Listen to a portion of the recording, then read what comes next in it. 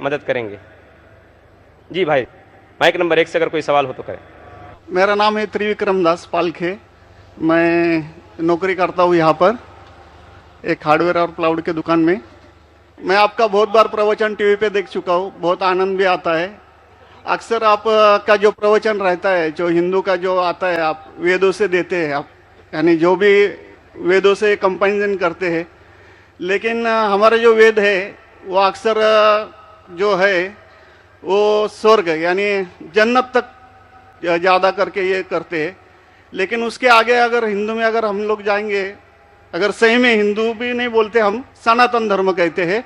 जैसे आपने अभी व्याख्या किया था, नदी के पार के हिंदू उसको कहा जाता है। तो हम तो सनातन धर्म से है।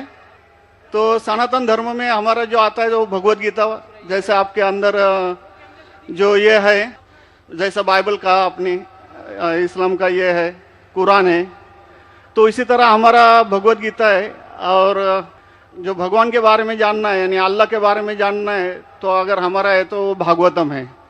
तो भागवतम से हम लोग हमारा चलता है सब कुछ। अगर ये है वेद तो हमको स्वर्ग तक जाने के लिए है। लेकिन हमारा जो भागवतम है वो अल्लाह तक जाने के पहुँच तक है, यानी अल्लाह को हम सामने सामने देख के उनकी सेवा करने के लिए है।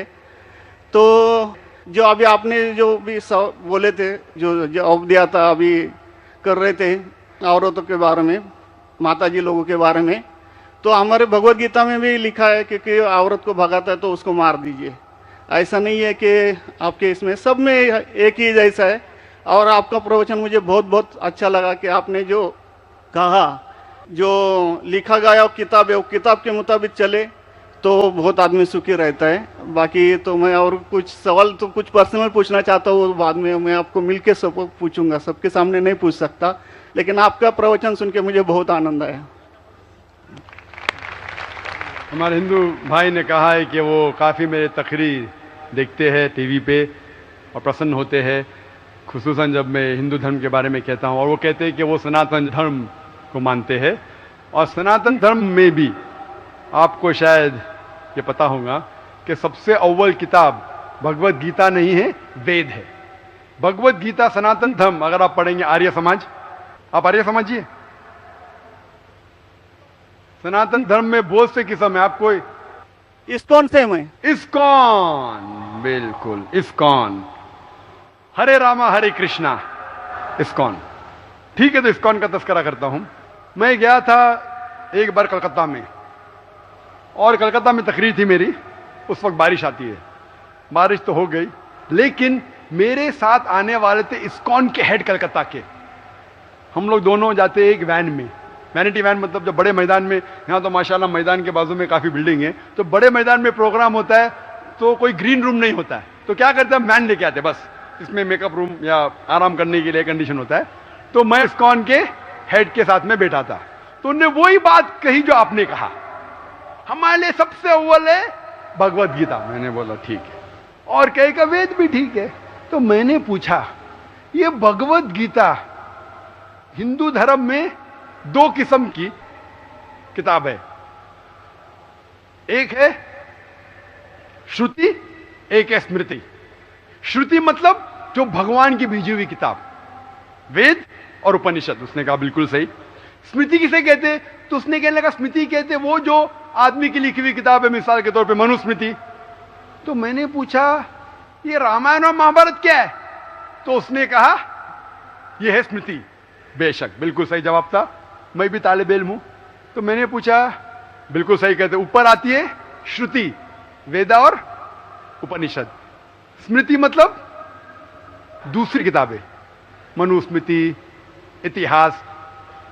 मैंने पूछा ये महाभारत क्या इतिहास है, तो मैंने उससे पूछा गुरुजी ये बात मेरे इल्म के हिसाब से भगवत गीता एक हिस्सा है महाभारत का, 18 चैप्टर का, सही है?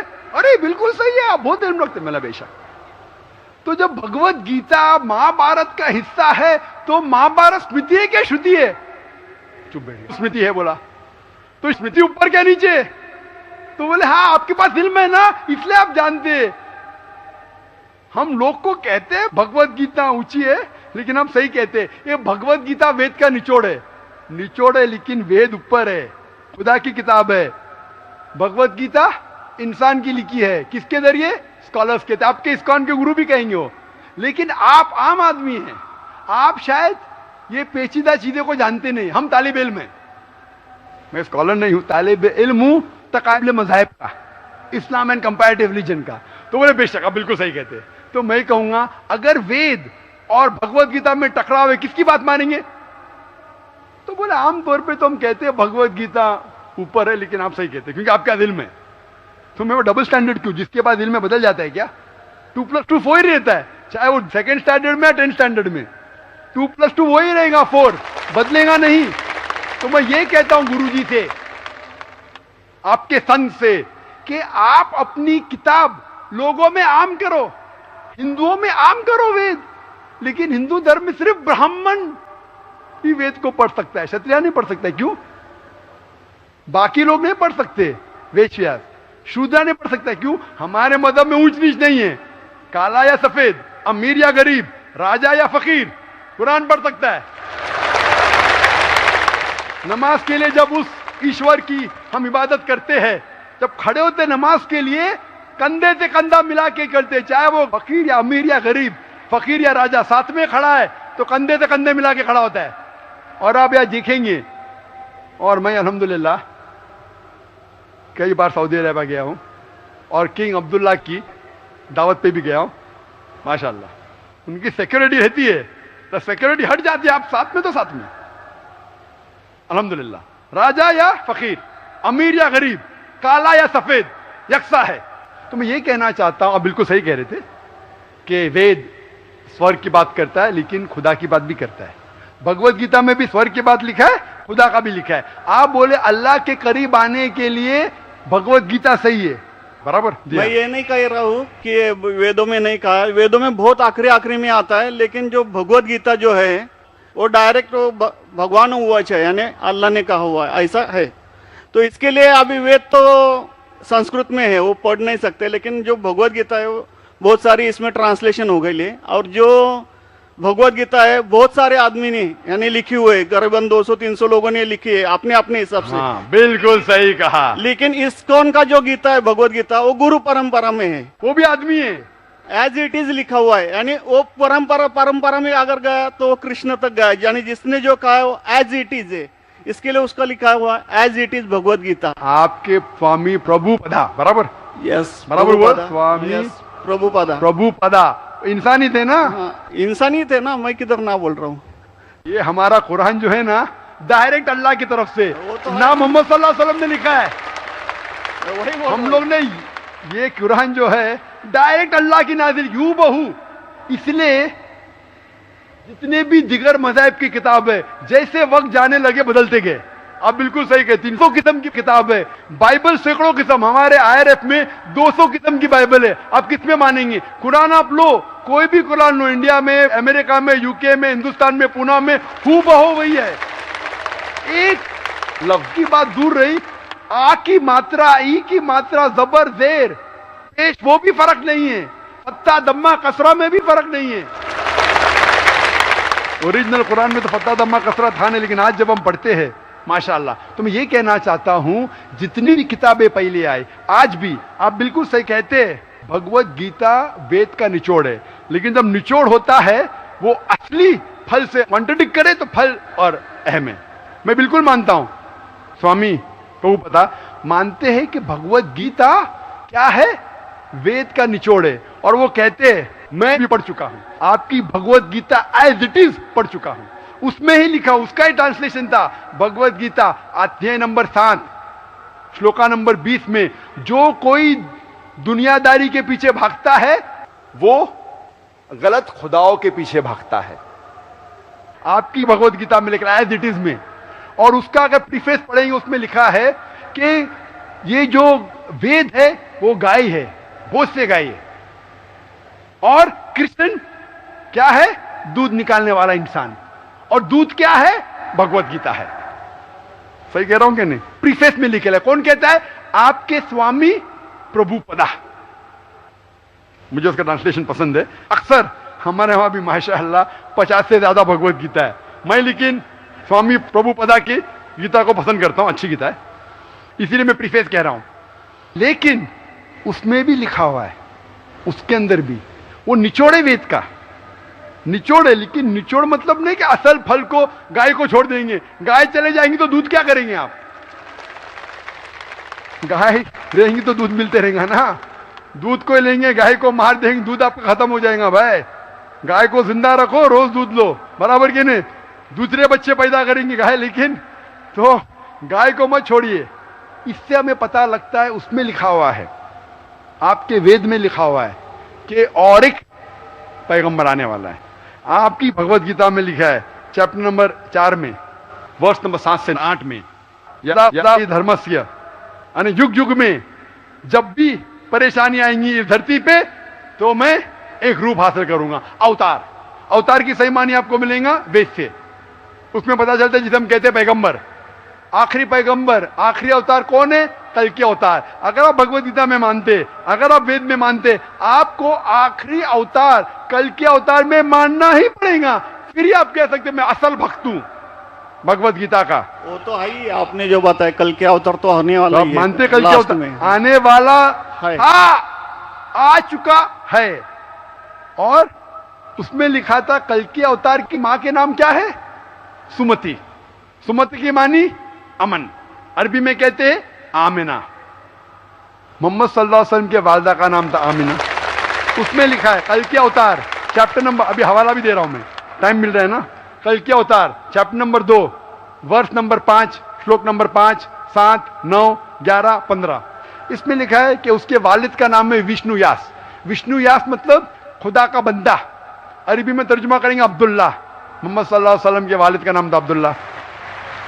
उसमें लिखा है वो इसी जगह में पैदा होंगे जो अमन की जगह है। हम मानते हैं कि मक्का एक अमन की जगह है। उसमें लिखा है कि वो उस फैमिली में पैदा होंगे जो उस इलाके के अमीर होंगे। हम जानते हैं कि कुरैश के फैमिली में पैदा हुए थे मोहम्मद सल्लल्लाहु अलैहि वसल्लम। उसमें लिखा है कि वो 12वीं तारीख माधव के दिन पे पैदा होंगे, वो 12वीं रब्बी अव्वल मोहम्मद सल्लल्लाहु अलैहि वसल्लम पैदा है।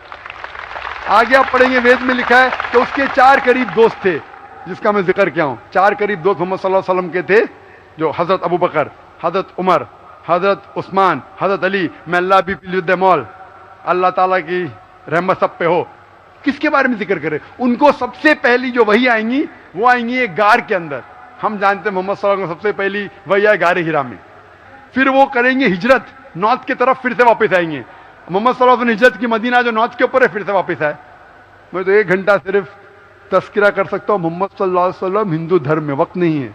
तो ये पूछना चाहता हूं, आप मानते क्या इस कल के अवतार में? आप मानते मोहम्मद सल्लल्लाहु अलैहि वसल्लम आखिरी पैगंबर है?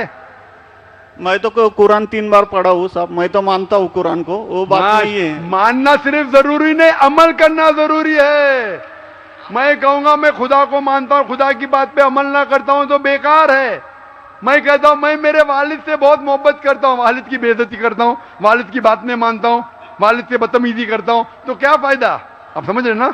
समझ रहा हूं मैं, लेकिन आपने कुछ पहले ही अभी 10-15 मिनट पहले ही आपने कहा था कि जो भी है कुरान है, वेद है और बाइबल है, कि जो जो उसमें लिखा हुआ है खुदा ने उसके ऊपर अमल करना चाहिए। तो मैं अपने इससे अमल करता ही हूँ, जो कुछ मानता तो हुई है खुदा एक ही है करके, वो तो मानता ही है। बिल्कुल मैं नहीं बोल रहा कि आपके लिए कोई खुदा अलग है, मेरे लिए कोई अलग है, या ईसाई के लिए कुछ अलग है। आप सनातन धर्म के हैं, मैं जानता हूँ सनातन धर्म में एक खुदा को मानते हैं। वो मानते खुदा की प्रतिमा नहीं, अक्स नहीं है, बराबर ये मानते। लेकिन मैं ये जानना चाहता हूँ, आप कल के अवतार में आप मेरे सवाल को घुमाओ मत।